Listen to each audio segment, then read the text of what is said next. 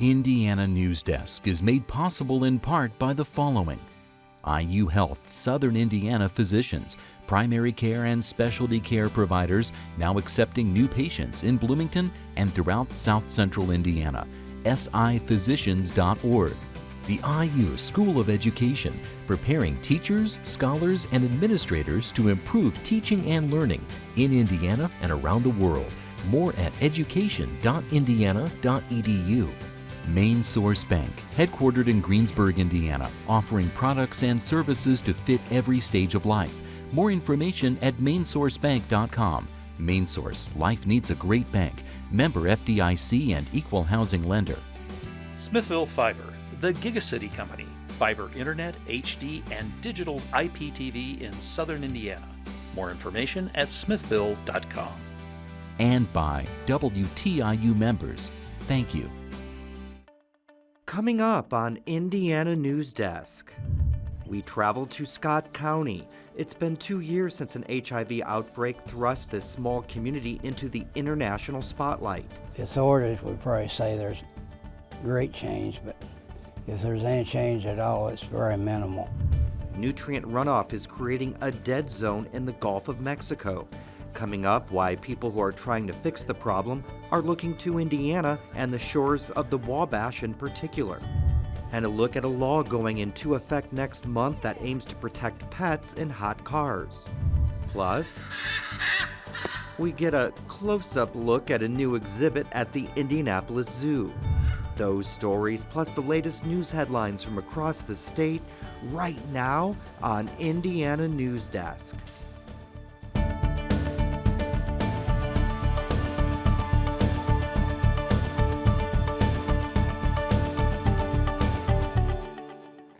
Welcome to Indiana News Desk. I'm Joe Wren. Well, it's been more than 2 years since HIV rapidly spread through the small town of Austin, resulting in an outbreak that shocked the nation. Health officials diagnosed nearly 200 people with the virus within a year. They say it spread so quickly because people were shooting up a powerful prescription painkiller called Opana and sharing needles. As Barbara Brosier reports, like the people, the community is in recovery.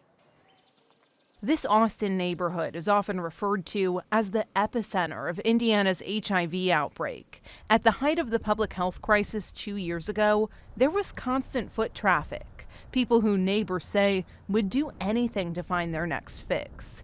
These days, it's quieter. We even had somebody that at the local grocery store the other day, we were just there and they were like, we don't see those prostitutes like we used to anymore. Scott County Public Health nurse Brittany Combs helped start the state's first syringe exchange program in the wake of the outbreak. It was located just off Interstate 65 on the outskirts of town, but has since moved to a more accessible location, within walking distance for many of those who rely on the program. Combs says they've handed out hundreds of thousands of needles and gotten almost just as many back. For last year, it was 98% return rate, which CDC says is pretty much unheard of. Like anything over 50%, they said is good. There are nearly 600 people signed up for the program. About 1/3 are regulars. Combs sees Scott County's response to the HIV crisis as a success story.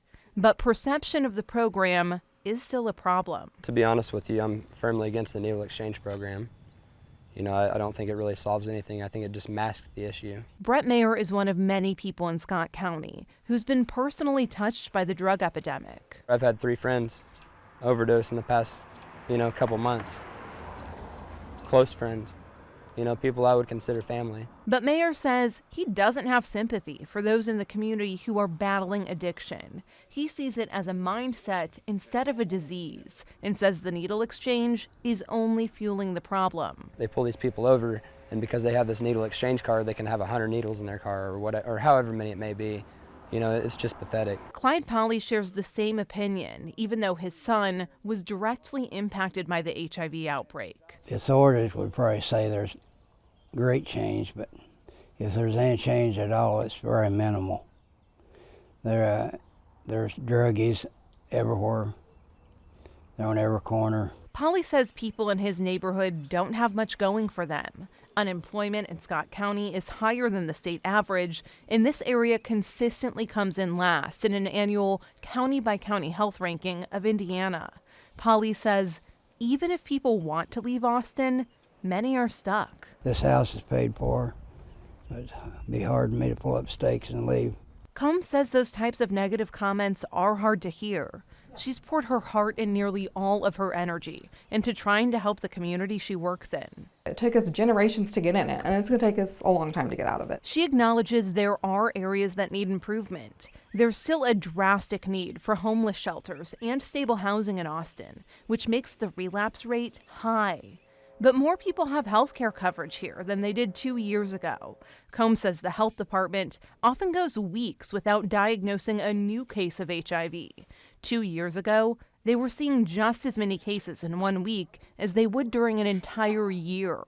Combs says whether people like it or not, it's proof the syringe exchange is working. We have a lot of people that are in the program that are negative for HIV still. They were negative 2 years ago and they're still negative now. And so that was our goal with the needle exchange, just to make sure people stop that spread of disease, and we've done it. For Indiana News Desk, I'm Barbara Brozier.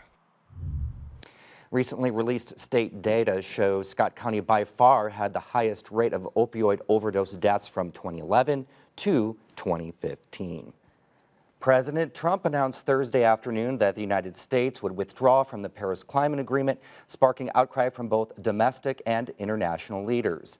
Trump expects the withdrawal to reaffirm America's sovereignty and to preserve existing jobs and energy industries, but some aren't confident that the withdrawal will stimulate economic growth.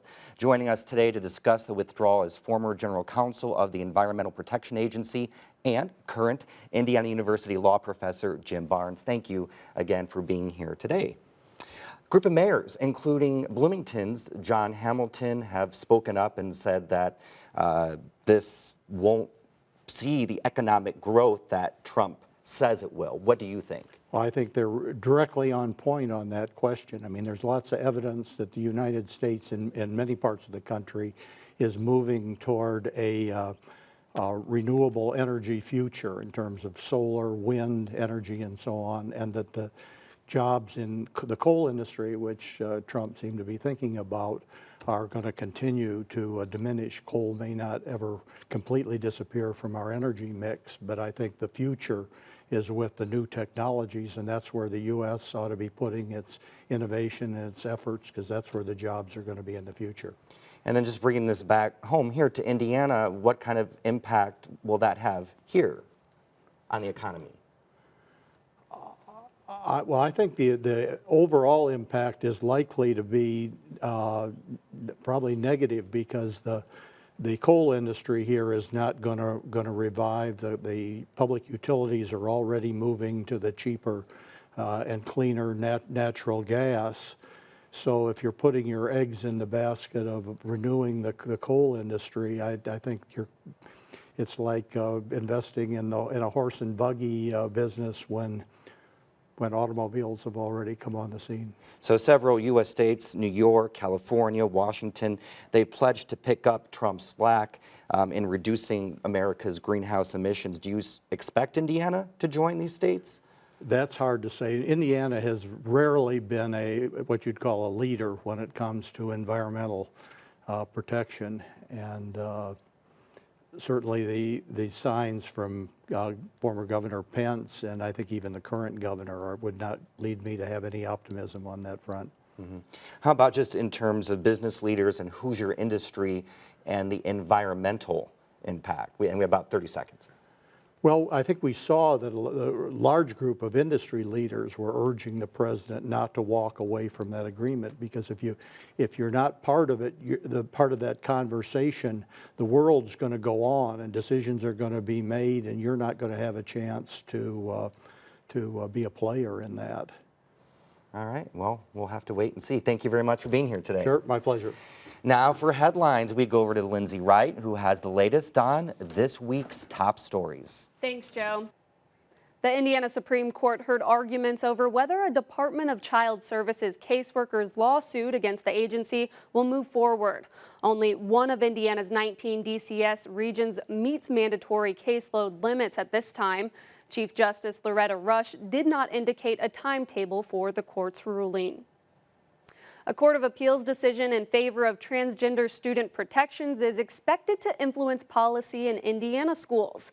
The court ruled that a Wisconsin school district's bathroom policy limiting where a student could use the bathroom violated Title IX and the Equal Protection Clause of the 14th Amendment. The decision comes 3 months after the Trump administration revoked the federal stance on guidelines to protect transgender students' rights in schools. The Indiana Department of Administration has posted a request for bids from companies to buy more of the overdose antidote naloxone. It's part of the state's efforts to make the overdose antidote supply sustainable. So they're working on a large-scale plan to get Medicaid and insurance to reimburse for the drug the way that it should, just like any other drug that we need to address a disease. Although there is not a current shortage of the life-saving drug in the state, some first responders have had to administer up to a dozen doses for a single overdose due to a mix of opioids. The state is looking to buy more than 8,000 doses of naloxone, which would be made available to agencies across the state at a negotiated price. The EPA says it will clean lead-contaminated property in East Chicago so that it meets residential standards. The agency is working on a feasibility study to find the best way to clean up the West Calumet housing complex. The agency will select a cleanup plan from the study's findings. The city ordered more than 1,000 residents at the complex to relocate last summer after the agency found lead levels in the soil were more than 70 times the U.S. safety standard. State officials plan to investigate the drinking water of more than 700 Indiana public schools for lead contamination this summer. Officials will collect samples from drinking water across school campuses, and water testing will be led by the environmental arm of the Indiana Finance Authority. Several Indiana cities are getting federal grants to help redevelop abandoned and unused former industrial sites. The EPA says its brownfield funding can boost property values near the cleanup sites after they're cleaned up and developed. In the end, what we're really wanting to do is bring EPA public monies into play to stimulate redevelopment of private property in order to contribute to Bloomington's growth.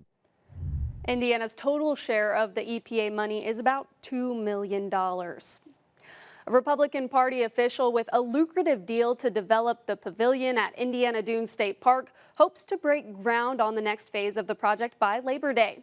Chuck Williams is the principal of Pavilion Partners, but is also treasurer for the Indiana Republican Party.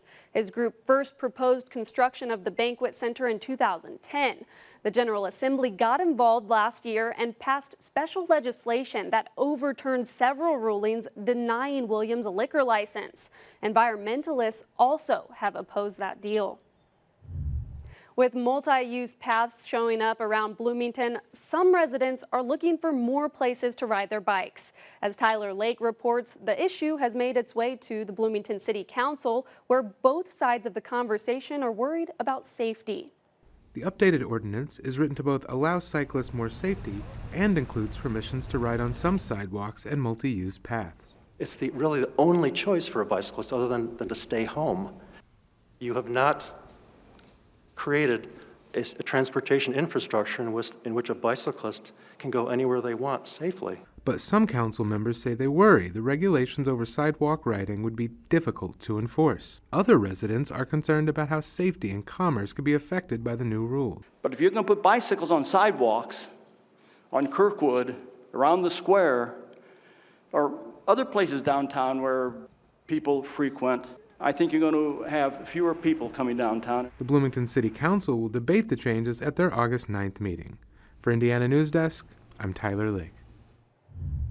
The Indianapolis International Airport has hired the Indy Chamber to help fast-track its efforts to secure a transatlantic flight. The airport will pay the chamber nearly $200,000 to provide market research and data for air service development and land development. London is at the top of the list of destinations the airport would like, but the airport is also looking into Paris, Frankfurt, or Amsterdam. Public hearings are planned next month on a proposal to widen a section of Interstate 65 to 6 lanes between Seymour and Columbus. The $143 million project will add northbound and southbound lanes. The Transportation Department says preliminary work could start this year. Kokomo City officials broke ground on a 4-story, $23 million assisted living facility. Vermilion Development of Chicago is building the facility on the former South Side lumber site. It cleans up a blighted piece of property, underutilized piece of property, and now it will be a centerpiece of our downtown revitalization. Goodnight says the city donated a parcel of land for parking, but most of the interest came from the developer. Preparation work is already underway and should be complete by fall of 2018. Well, Chipotle customers in locations including Columbus, Indianapolis, and Bloomington were affected by a data security attack. The restaurant issued a warning for any customers who may have visited their stores between March 24th and April 18th. Investigators say the attack stems from malware that accessed customer information from the store's credit card scanners. The stolen data can include cardholder names, card numbers, expiration dates, and verification codes. The info could be used to drain card accounts or create duplicate cards. Switchyard Brewing Company founders are hoping that the third time's a charm for their new brew house. 2 previously announced locations didn't work out, but the brewery has signed a lease on a location in downtown Bloomington that will double as a coffee shop. As the day goes on, you have all these creative types in here working on their projects, mingling, hanging out in our space. In the evening time, it'll convert more to that brew pub concept everyone's aware of. Cummings hopes the location will be open by December 2017. Joe, hopefully this location does work out for the company. It's an interesting concept. We'll have to see. Thank you very much, Lindsay. Coming up next on Indiana News Desk, we'll take you to a farm that is employing a variety of methods to keep nutrients used in farming on the property. And a new cage-free exhibit at the zoo will have visitors looking up in the sky. These stories and more right here on Indiana News Desk.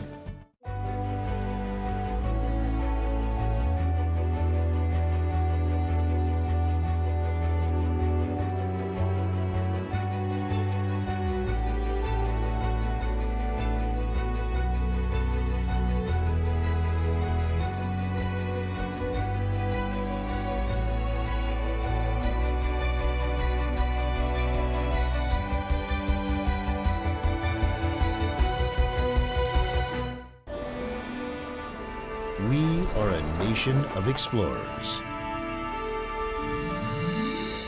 We seek new ways of living, of thinking, and of expressing ourselves. We take risks, we learn from experience, and we keep moving forward. That's why we encourage and celebrate the explorer in all of us.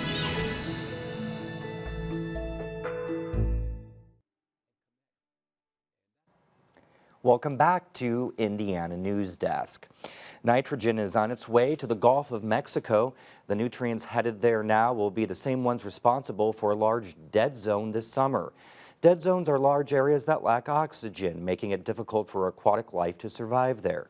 As J.D. Gray reports, officials searching for a solution are focusing their efforts on the shores of the Wabash. I want to tell you about Ray McCormick's farm, about his peach orchard, and when Senator Donnelly visited. That was in April. But in order to put some context to McCormick's farm, we have to start somewhere far away, in the Gulf of Mexico. Every year in the summer, we develop what's called a hypoxic zone, or more commonly called a dead zone. This is a location where marine organisms, fish, essentially can't exist because there's no oxygen left in the water column. Hence, a dead zone. The National Oceanic and Atmospheric Administration said the 2015 area was about the size of Connecticut and Rhode Island combined. The causes of this dead zone, why it's forming, where the nutrients are coming from, there's really no question. They're coming from here in Indiana, from Illinois, from Iowa. The Corn Belt is the #1 source of these pollutants to the Gulf.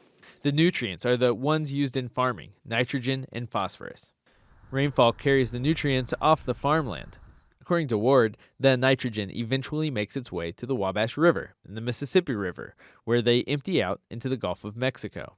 The nutrients can lead to rapid algae growth. When the algae dies and decomposes, it takes oxygen from the water.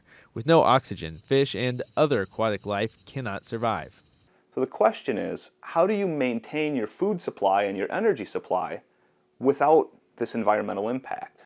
This has the attention of groups like the Indiana chapter of the Nature Conservancy. The Indiana chapter of the Nature Conservancy began looking and working within the Wabash decades ago because of that biodiversity. But conservation practices have to be implemented on the shore. So if you have a rare plant, for example, that rare plant exists in certain populations and places, you can go out and actually look to acquire that land to make sure that that plant is going to be preserved. With aquatic species, they live in the river systems. We can't go out and acquire the water and the river itself in the same way that we would with land. This means working with farmers whose land is near the waterways. Smith describes the work the Nature Conservancy does as connecting farmers with the resources they need to improve soil health. The 3 things Smith says farmers can do to promote soil health: plant cover crops. The idea of cover crops is that we're planting something else on the soil after harvest. And those are using water and using nutrients rather than having them flushed out of the soil column. Another practice is no-till farming. It limits how much the soil is disturbed. And finally, nutrient management, creating a plan for nutrient additions on crops. And by having good soil health, the farmer is going to see a benefit in terms of their profitability, and the streams and rivers are going to see a benefit in terms of greater biodiversity and better water quality. Farmers like this one. Ray McCormick is a farmer and conservationist. He is also on the board for the Nature Conservancy. Smith calls McCormick an example and an ambassador. McCormick owns about 4,000 acres, including wetlands and a peach orchard, along with corn and soybean fields. You know, our soils and our land is just like our own body. Water's good. Too much water is not good. McCormick uses all of the soil health practices Smith recommended. We do a whole sweep of practices that help enhance the value of those nutrients on our farms, and that lends to profitability. So the more profit we can make, the less money we can spend. It's actually about growing bigger crops and bigger yields using less nutrients. Bigger crops using fewer nutrients. But still, it can be difficult to convince farmers to change their practices. So any added steps, be that added cost, be that added time, right, you've got to show that opportunity cost is really worth it. During a tour of farmland, Senator Joe Donnelly visited McCormick's farm. He says he's seen a trend of farmers talking about agriculture that's mindful of the environment. Making sure that nutrients that are put down stay in the ground, that they're not washed into rivers, because that's money going down the drain too, but at the same time, it's also making our rivers cleaner. Donnelly is in a position to work with farmers. He serves on the committee that writes the Farm Bill. It provides funding for conservation that can be used for nutrient management. The current bill expires next year, so Donnelly and other senators are preparing for the next Farm Bill. Ward says that if we stopped using fertilizer today, we would probably still have a dead zone because of the legacy of nutrients released in the waterways. But the only way we're going to solve this problem is by improving our management of nutrients here in the upper Midwest. For Indiana News Desk, I'm J.D. Gray. Nutrient runoff isn't just impacting the Gulf of Mexico, it's an issue in the Chesapeake Bay and Great Lakes. A state law that takes effect July 1st allows a passerby to break into a hot car to rescue a pet, but there are some stipulations. A 75-degree partly sunny day with your car window cracked open could still cause a locked pet to suffer heat stroke. That's why the new law allows citizens to rescue the pet and not be held legally responsible. Sometimes it can take up to 20 minutes for an animal control officer or police dispatch to get to wherever that animal is, and an animal can die of heat stroke in just 15 minutes. The law states the Good Samaritan has to attempt to find the owner of the vehicle, contact animal control, and legitimately believe the pet is in danger. When she pants in a hot car, it just makes her hotter. And when she gets hotter, she's going to start to get nervous and anxious. She's going to start to get lethargic. She might lay down. She may start to vomit. She may pass out. The law does state the Good Samaritan is still responsible for half the cost to repair the vehicle. Warren says not to submerge the pet in water once rescued, but instead use a damp towel or take it someplace cool until a veterinarian can take over. Visitors to the Indianapolis Zoo will experience an all-new exhibit flying overhead. The zoo unveiled the new Magnificent Macaws exhibit over the weekend. 7 species of parrots fly free more than half a mile through the zoo at specified times each day. I feel very proud of these birds. They're getting to do what they do best and what they love to do, and so it's awesome to get to showcase that for the public. 1/3 of the world's native macaws are endangered.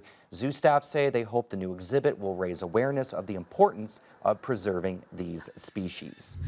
And that's the end of this program, but our work continues online as we cover the news throughout the week at WTIUnews.org. Have a great weekend. Indiana News Desk is made possible in part by the following: IU Health Southern Indiana physicians, primary care and specialty care providers now accepting new patients in Bloomington and throughout South Central Indiana. siphysicians.org. The IU School of Education, preparing teachers, scholars, and administrators to improve teaching and learning in Indiana and around the world. More at education.indiana.edu. Main Source Bank, headquartered in Greensburg, Indiana, offering products and services to fit every stage of life. More information at mainsourcebank.com. Main Source, life needs a great bank. Member FDIC and equal housing lender. Smithville Fiber, the Gigacity Company. Fiber Internet, HD, and digital IPTV in Southern Indiana. More information at smithville.com. And by WTIU members, thank you.